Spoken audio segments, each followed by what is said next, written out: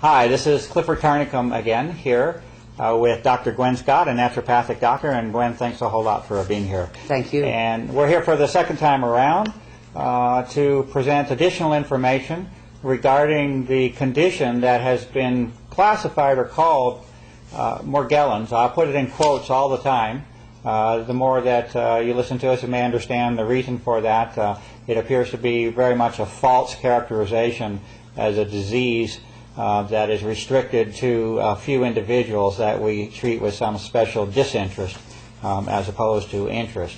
And so today what I wanted to do on my side was just go into a little bit more detail, particularly visually. I would like the audience to be able to see photographs of some of the forms. I have to call them pathogenic forms. I can come up with no other explanation. These are foreign to the human body.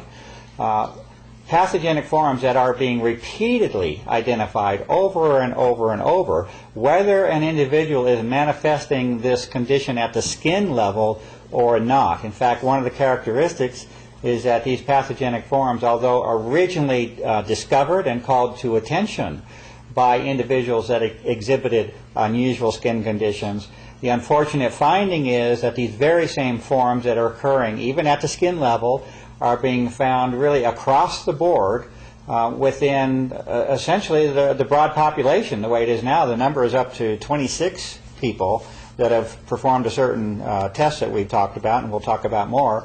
All 26 of them are manifesting, and the only difference that I could characterize with the so-called Morgellons condition is that the degree or severity or extent of the pathogenic forms would appear to be greater. That's the furthest that I could go right now, but in terms of presence and distribution, there is no exclusion right now of the general population from what it is that is being discovered. So with that, what I wanted to do today was use some of the time I had to present some photographs to you, and I'll overlay these photographs on the screen for you to see. And I want to go through the 4 forms that are being identified. My whole objective here is I want these things identified. That's just what this is about. It's not okay to say you're seeing something over and over in the human body that is clearly foreign and causes ill conditions, disease, or ill health, whatever you want to call it within the human body. Present this information publicly in a way that can be repeated over and over and over. Anything that I could do is quite easy to describe the methods. I won't say easy in terms of equipment. You need a good microscope here. But the fact is it's very much repeatable and could be done with anyone with adequate resources. It is my objective to have these 4 forms identified. I have mentioned them in the previous meeting you and I had, Gwen. Today I'd like to go over some of the photographs of these so you see them. These 4 forms that are being repeatedly identified are as follows. The first is what I call an enclosing or abounding filament. This filament will often exhibit itself from skin lesions. This is true. This is how they were first discovered. In the sores that appear on the skin, an unusual fiber form can appear. Of course, a casual person might think it's a hair, and this would be an argument that might be made initially. That won't hold up at all, will not hold up once you subject that to scrutiny or examination. The first form is this bounding form. A human hair is on the order of roughly 60 to 100 microns thick. The fiber that is showing up here at the skin level is on the order of roughly 12 to 20 microns. It's not fixed. There's some variability, but roughly in the order of 12 to 20 microns thick. The photograph that I'm showing you now, you see the basically exterior, the full size of that fiber. Now, what becomes unique then at this point is the second form, and the second form is often contained within this bounding or encasing filament. The second form is that of a submicron. Anytime you're dealing with things down at the submicron level, especially if you're breathing them, you certainly ought to have concern. We all know the attention that's been given to the presence of asbestos fibers in an environment over the years. Asbestos fibers measure on the order of 2 microns in thickness. If I start speaking to you of something that's being found, it shows every reason to be coming through airborne or respiratory methods coming into your system. At the submicron level, it certainly forms a basis for attention, investigation, and concern. And you will see within this bounding or encasing filament a submicron network. We're not talking about a single fiber. It is just absolutely packed with these sub-micron forms of parallel alignments of filaments. We'll talk a little bit more about similarity to fungus a little bit later, but let's just get through the pictures first. So that's number 1 and 2 of the forms. Number 3 is, technically we'll describe it as an oblate or a spherical structure. The best identification, and the size of this, size is important because it helps to identify microbiological forms. It's extremely important characteristic to be determined the size of something. You can often eliminate many things from consideration just by knowing the size alone. This particular oblate structure, best measurement I can come up with is on the order of roughly 5/10 to 7/10 of a micron. The best identification that I can make. I'm not a medical doctor. I will repeat that. There is no diagnosis being made here. There is no medical prescription or advice being made. I am acting as an independent researcher, providing my analysis and observation for information to the public. But the best identification I can make of this form is consideration of what is called chlamydia pneumonia, which is a rather exotic bacterial form. I am not saying this is chlamydia pneumonia. I am saying there are 8 conditions that I have established that have been matched that would establish this as a leading contender for examination for identification. Remember, I'm after the identification. The best that I can do right now is provide the imagery to you to establish a path for investigation. But chlamydia pneumonia is a candidate. Chlamydia pneumonia is in a very unusual and rather exotic bacterial form. If you look at the classification schemes, it's sort of totally separate from any generic bacterial form. And one of the reasons that it is unique is that this particular bacterial form lives within cells, okay, intracellular. That is a remarkable property when you're talking about the immune system and its ability to detect the existence of a foreign element. If it's within the cell, you've complicated your problem a great deal. Chlamydia pneumonia is involved with many, many diseases that are certainly characteristic of our times and that are increasing in frequency and distribution, and let's say not exactly an explainable way. I will offer that as at least a leading contender, not restricted to, as a contender for examination or identification of these forms. And the last is what I have to call a hybrid form, and it's simply because it's somewhat unexplainable to me at this point what even form you're speaking of. Could be in the mycoplasma category, but it's basically a ribbon structure. Has some similarity to a filament network, but certainly not anything of the uniformity of the second form that I've described to you. And this particular form will exist also repeatedly within the blood samples that are being done. It's also true that these 4 forms are showing themselves across all major systems of the body. This is not something we're talking about that's restricted to a skin fiber. All major systems of the body are repeatedly showing these forms. This includes the hair, the skin, the digestive system, the urinary system, saliva, ear. It is across the board throughout the human body that these forms are being found. The second important point here, that is the 4 forms that exist. The second point to make that's very important in this would be the link with the aerosol issue. And that is that there is, as of now, a rather direct physical link that has been established between these same forms that I have just itemized for you that are being found in biological samples. There is an exact match with respect to form, size, shape, structure with environmental samples that have been repeatedly identified again over the past 10 years. One of those samples in particular being sent to the United States Environmental Protection Agency for identification on behalf of the public welfare. The subsequent refusal of that agency to identify that material, let alone even acknowledge its existence.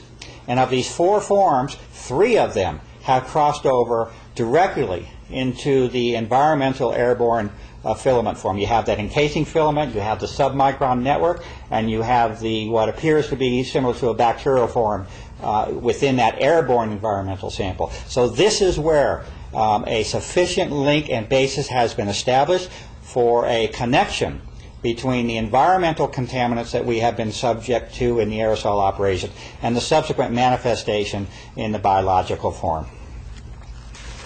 The last one, and we'll come back maybe at the end, but I'm also going to put a photograph here of a dental sample that you and I have talked about at rather great length, at least between us, involving a test. And it is a test. It is not a cure for anything, but it is a test that many people may wish to perform, involving the use of red wine and or negotiably peroxide. We'll talk about that maybe a little bit more, but certainly the original foundation was discovered by Dr. Scott, Gwen Scott, using wine, red wine, a deep dark red wine alone. And we can consider that somewhat of a gift at this point, but again, it is not a cure. We'll talk about that more at the end on your side, since you're the one that discovered that. I have a couple more points I'd like to make today. The second one has to do with a conference that has been recently held. Apparently this conference was titled the First Morgellons Annual Conference, if I have that right, held fairly recently. The conference appears to have called together serious researchers and to give, let's say, credibility to the issue of this emerging and or now pervasive condition. And it may be just that. It may be a first professional organization and presentation of information at that level. That's fine. On the same token, however, I'd like to at least, let's say, make the audience aware that we might want to monitor how information regarding the subject is presented to the public, especially being alert for information that is inconsistent, which has been established by independent means. One comment in particular that came out of this conference that caught my attention was coverage by a CBS affiliate. They went there on television there and covered this, and said that they were the only television station to cover this event. They put a big headline on their television presentation that said, you know, this Morgellons condition, it may be that as many as 14,000 people across the world may have this condition, and presented in somewhat of an astounding fashion. Unfortunately, the work that Gwen and I have both worked on now for really several years, but especially over the past several months with, let's say, greater intensity, the unfortunate finding here is that the evidence and information indicates that we are speaking of something that is of much broader distribution than you can imagine, that mentioning 14,000 people as containing certain conditions is absolutely ludicrous from what I can see, and that the audience should seriously consider that the extent of what we are speaking of here may easily involve billions of people, and this is not an exaggeration. The majority of the population of the world may be under consideration here, and it is not fair in any way for any conference that is fairly considering the information to restrict this as some segregated group of unusual people that have something that we can push off for another 2 years as the CDC is trying to do. Third comment would be, well, actually I've made this point strong enough already at this point, and that is the tie-in between what is being found biologically, manifesting in the body, and that of an environmental sample. I think I've made that point strong enough for today. The last comment would be that this information that has been presented publicly, open view under the microscope with the best resources I have, has now been out there close to a year and a half. The first photographs of these unusual forms came out now close to a year and a half ago. To think that we're at the point that a year and a half later, with now rather intense work over the last several months, of presenting repeatable images that show very unusual forms, which appear by all means to be pathogenic, and to not have those forms positively identified is absolutely atrocious. There is no excuse for this whatsoever, and it is one of my primary objectives at this point. We'll go further later on, but at this point there's absolutely no excuse for having these 4 specific forms. This is a minimum. 4 specific forms identified as to nature and function. And in fact, out of the conference that is going on, it's really not very sensible that, oh, we're now getting to the point where we can see some images on this. We've had some images now for at least a year and a half. So this is my primary calling at this point. Get these things identified, and then we'll go further in terms of understanding what the effect is. And with that, and the last thing was that there has been no suitable identification thus far. It's totally void, basically, of clarity, and definition. And with that last comment, I'd like to pass things over to you, Gwen. I hope I didn't infringe on your time there too much, but we're going to do this again as much as we need to get the information out. So I thank you very much. Take all the time you want, my friend.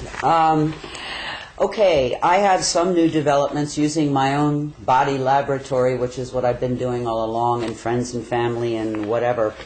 But before I talk about that, I will say, since our last discussion, I did have a gentleman who was involved in the design of some of this call me, and when he was involved, he said, you know, he felt he was doing something to help the soldiers in the field in this country.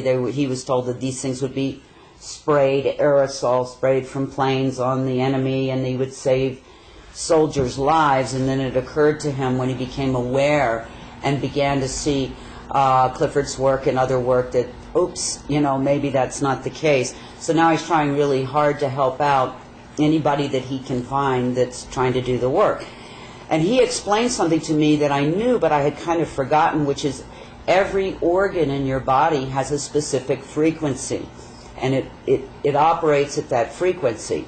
And when you interrupt that frequency electromagnetically, you can create all kinds of serious, even unto death, problems. He also talked about areas of the brain and mind control. And as Orwellian as that may seem, apparently scientifically it's very real. And we know from Clifford's work for years now the electromagnetic properties of what's happening in our air supply as a result of the aerosol spraying and the manipulation of that. Beyond that, he talked about and confirmed to me the heavy metals, the barium, the titanium, the aluminum, none of which, trust me, are good for the human. The fibers, he felt that the fibers were metallic in nature. He talked about the biological. He said all of it has been altered. Some of it, and Clifford alluded to it earlier, can kind of escape your immune system, cloak itself in one form or another. Again, the electromagnetics, and also the lack of oxygen, the displacement of oxygen. And Clifford talked about that at the beginning of his work, that the more you displace or rid oxygen out of the air supply with particulates, it could be cornflakes, it doesn't matter, mortality rates go up concurrently. And we are operating on a very low level of oxygen because of the displacement. So that alone doesn't, you know, forget all the components. That alone is very detrimental to the human body. And as Clifford was talking about earlier, the red blood cell, whose job it is to carry oxygen, has been compromised. So it's actually pretty amazing that any of us are walking and talking. An article was brought to me, done by a research doctor in the 50s, talking about a condition called dysbiosis, which is fungal overgrowth in the human body, and what happens to the body, to the organs, to the person as that fungus, which is very aggressive, and in those days probably just candida, overtakes the human body, and the resulting nanobacteria, on and on and on, that come out of that kind of circumstance, which he blamed primarily on the use of antibiotics. I'm seeing, I believe, something very similar to that, where people literally fail because the fungus overtakes. I do have a friend who's a surgeon who told me they have opened people up now in operating rooms and closed them back up because their organs are so covered with this fungal matter they can't find the organs. So I feel assured that's at least a component. With that in mind, folks, fungus does not do well if you don't feed it sugar, and I know that's hard news for a lot of people who love their sweets, but fungus cannot survive in a sugar-free environment, or at least average fungus, we don't know. But it would be something to consider to try to eliminate all sweets. If you can't do a little raw honey, that would be the best option. But sugar feeds this problem, so something to think about. And again, I am a naturopathic doctor, but most states do not license me. And that means I cannot diagnose, nor can I prescribe. What I'm doing here is informing you, which I am allowed to do. Educate and inform through empirical observation of self and people that I have worked with. But I am not. You need to find a good, enlightened practitioner. Feel free to share any and all information that I'm sharing with you with the practitioner, either her or him, and work together that way with a professional. I wouldn't try to cowboy this circumstance. I've done it, and I've brought myself right to the ragged edge of the great beyond. So don't do that. I'm trying to run ahead, and I'm slamming myself pretty hard with a lot of different things to see what's in here, to see how I can help mitigate the process for other people. As Clifford said, and I do believe he's right, pretty much everybody I know has some form of involvement, and it can be very easily determined through blood sample, the wine spit test, where you just rinse your mouth with deep red wine and spit.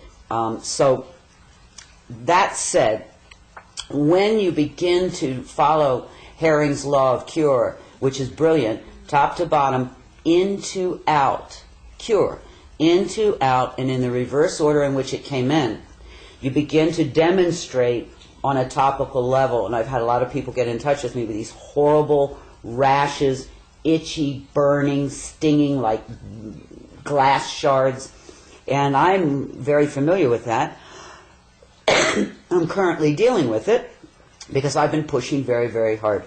And I will tell you, I have found something that helps mitigate it dramatically. But before I go further, it occurred to me today, why I don't know, to get the black light out and look at, because it seemed it was pretty shiny, all this rash. And sure enough, it's luminescent. So there is a luminescent material, either plastic, some people have suggested silicone, that is integrated into this whole system with the fibers and perhaps the bacteria and fungus and all of this that's presenting itself pretty much all over my body now as a rash, a very painful rash. So it's fluorescent. Go figure. Not normal to the human body. People, I did talk about this in my paper, black light with the pupils. Be very careful with your eyes. You don't want to do that with a black light for very long at all because you can burn your retina. But you can see very quickly if your pupils are luminescent. I haven't found a human yet that it isn't true. On CNN, very quickly, some of this came to light with Anderson Cooper. He did a series called Planet in Peril. And in that he had his blood tested. And very surprising to him and everyone else is he came back with very high plastic. And they sort of dismissed that as, oh, microwaving with plastic and all of that. Well, I can promise you I do not microwave, period, plastic or no plastic. Very careful. I store most of my food in glass, and I can go on and on. So, and I've been driving and had huge globs of clear liquid hit my windshield, and you try to wash it off, and it smears, smears, smears. So I have a pretty good idea, I think, of where that might be coming from. I will get to the mitigation of the rash, but I do want to say I've noticed that a lot of people in their 40s, 50s, and 60s now need joint replacement, knees, hips, even a thumb, I heard, and shoulder. I thought, what's going on here? These are fairly healthy people, have not abused, they're not marathon runners, they haven't, repeated trauma. Why is everybody needing this? A friend made a joke, the 60's the new 80. Not very funny. And I'm beginning to understand, because in this last big push of pushing these pathogens out of my system, they first came out in hordes, elbows, knees, ankles, in other words, hips, joints. And I can't help but think, I have no proof, but they were residing in those areas and perhaps causing me a lot of problem, and maybe the degradation of those joints. It certainly doesn't have to do with, are you taking a calcium supplement? Believe me, calcium does not even go into cartilage. So neither does blood. So it's something getting into the cartilage, maybe the synovial fluids, and compromising those systems. Best out. Best to get these things out. Some things I have found helpful. We'll get to the helpful part here. Full spectrum digestive enzymes seem to be very helpful because a lot of people are having gastrointestinal concerns. So your local health store should have full spectrum digestive enzymes. Again, please avoid all sugar, and you probably want to add in garlic is an excellent antifungal. Well, garlic's full spectrum, antibacterial, antifungal. It's really good if you can find those things and hit everybody at once. Garlic, Pal d'Arco tea and capsules I found very helpful. There is a company called Herbs Etc. I mentioned in my paper on Clifford's site that makes a couple of extracts that I found very helpful. And to mitigate the rash, believe it or not, I went into Walgreens and there was a lovely young woman in there. And she said, she knows I'm a naturopath. I have a new cream from Israel and it's all natural and it's wonderful. And this is what it's called. It's called Yes to Carrots. Now, I don't have any financial connection with this whatsoever or any product I ever talk about. Okay, let's just get that straight. And it's called Yes to Carrots, and it's a cream. And that day my arm was on fire. I felt like I was strapped on a mound of fire ants. And I put it on, and it will sting. It stung for about 30 seconds. But then everything went quiet, and it was truly blessed relief. And I guess that's 5 or 6 days ago. And I've found a great deal of relief with the rash, the attending rash with this product. I've tried many, many other things, and this did the best job. And finally, there was a gentleman who emailed Clifford saying, look, I'm an alcoholic, I'm a recovering alcoholic, I can't put the red wine in my mouth and swish it around. Is there anything else to do? And I thought, gosh, I wish I thought of that, and I apologize. Oh, this is my pal, Gabriel, bringing some love to the proceedings. Anyway, I thought about it, and I don't know if the alcohol has that much significance. It might be the tannin in the grape. It could be the resveratrol in the skin of the grape. I'm not sure.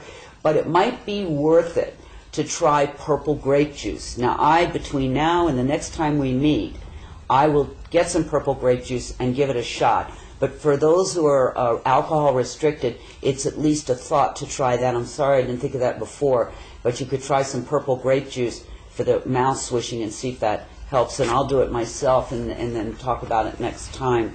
So in closing, as hard as it may be, it's really true, better out than in. These things are not normal or natural to your body. They are not assisting your body.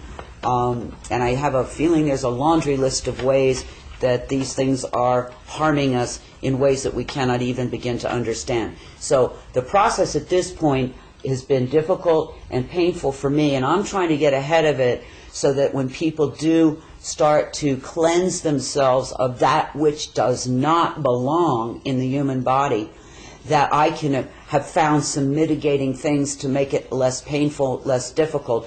I pray that there's something that we could do and there'd be no pain or problem. I'm not sure that's achievable, but at least to knock it down where the average person could deal with this cleansing of the unknowns, fibers, and Lord mercy, out of the body. And if you read my paper, I do make suggestions about my own journey to this point in time.